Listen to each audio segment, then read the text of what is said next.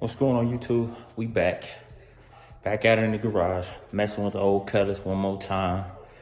Today, man, we're finna get into it, trying to get the steering column replaced, try to get the old one out, get the new one in. I'm also having a ton of other issues, man, I'm about to show y'all that I ran into.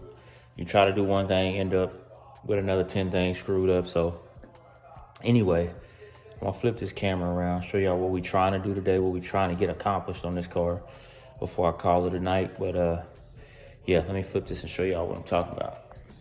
So as y'all see, we done start busting the car all the way down again. We got all the wheels off.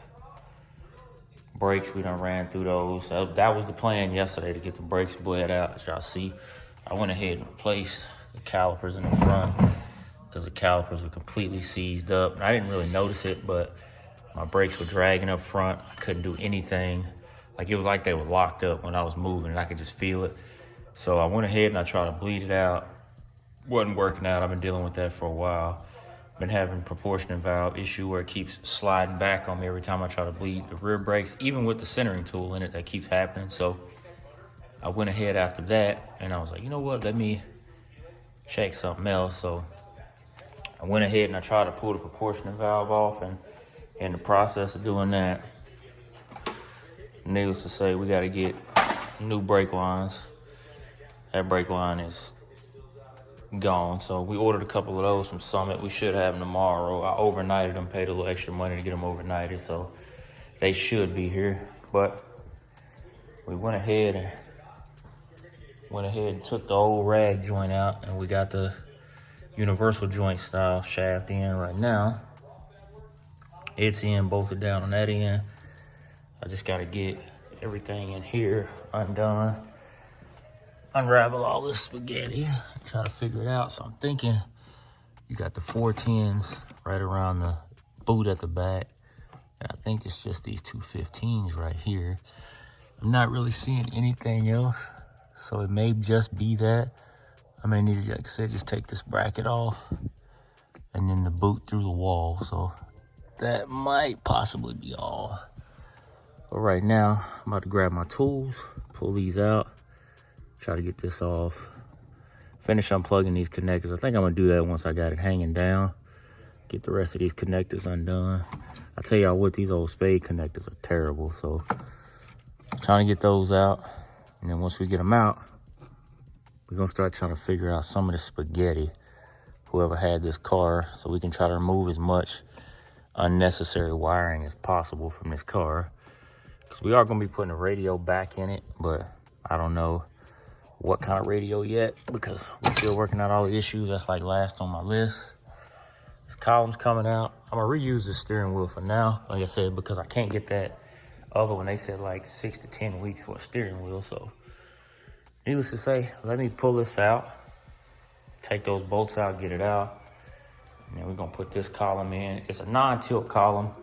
The crazy part is I bought this one, and then 2 days later after I bought this one, I found a tilt one. So win some, you lose some. But anyway, let me get this old column out, get this column in, and then we'll get that link hooked back up, everything. Show y'all what 6 bolts I had to take out, or whatever bolts it was, because my tripod broke. I got to get a new one. I was going to set it up in here and just take it out. But let me get that done real quick and show y'all the new column stuck in the car with the U-joint shaft. Because we're getting rid of that. I forgot rag joint setup. It's got to go. So let me get that done. So we finally got this column in. We got that shaft installed. And that kind of was a pain in the neck trying to get the top screw through, but I wound up getting it through and hitting it tight with my impact. So just to make sure it ain't gonna slide off. Same thing with down here. I'm gonna tighten it up with my little impact too. Man, when I tell y'all getting this column in started out simple, it was real simple, but then it just got real awkward in there for a little bit. But then, I mean, it kind of turned out cool anyway. So you can see the column's a different color than the car, which is fine. That's kind of what I wanted, a different color column than the rest of it, because we're actually gonna go and put some kind of like graphics and whatnot on the column, but it's not gonna be plain. It's gonna have like some stuff we do to it, right along with the interior stuff. It'll be all original, but it's gonna have some small touches to it to go off the column. So the column, as you see, the gunmetal gray on the wheels, the column, the steering wheel had a gunmetal gray to match the wheels. So all it'll kind of flow together. And I'm gonna do some of this stuff in that gunmetal gray too, the same as the car. All it'll be done like that. The brakes we're gonna do in that darker gray, just like the car. Like a lot of this stuff is gonna be matching that column. The taillight bezels, when you pop the trunk, all that stuff will be the same color, gray, just like that. The roof trim is gonna be the exact same color as y'all see. Top, the trim, all this little stuff will all be the same. We just kind of gotta keep working at it. The columns in. Let's see, we got keys now. The steering wheel's hideous, but we got keys, so we can actually get in it now. Turn it over, we got power, we can actually work that. That's a good thing. Next, we're gonna have to work on getting all this cleaned up. I'm finna actually probably this weekend pull all the interior out, get this carpet out, so I can throw the new carpet in, and then we'll work on the dash cover.